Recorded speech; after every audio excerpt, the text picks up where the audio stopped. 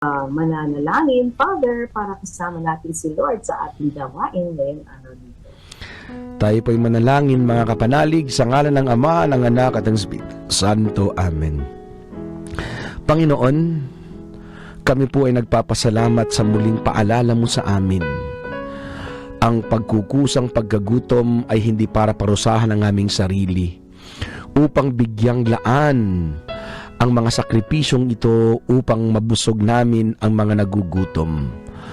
Hindi ito pagpaparusa, kundi pagpapaalala sa amin na may mga nahigit na nangangailangan sa amin.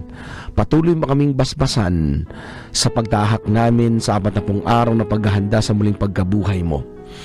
Ay matutulan na disiplinahin ng aming mga bibig upang kami ay maging mensahe ng pag-asa at hindi kawalang pag-asa, at maging mensahe kami ng pagkakaisa at hindi pagkawatak-watak.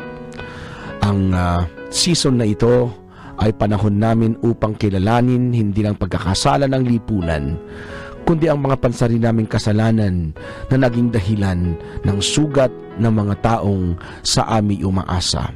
Basbasan mo ang mga lider ng simbahan upang patuloy silang maging mabuting halimbawa namin, at patuloy kaming makinig sa kanilang mga tinig bilang mga pastol. Basbasan mo rin ang mga lider ng bansa upang matuto rin silang makinig at ipadamang pag-ibig sa bayan at iwaksi ang pagnanakaw at kasiraan ng aming bansa. Hinihiling namin ito sa ngalan ni Kristo, naming Panginoon. Amen. Sa ngalan ng Ama, ng Anak at ng Espiritu Santo. Amen. Amen.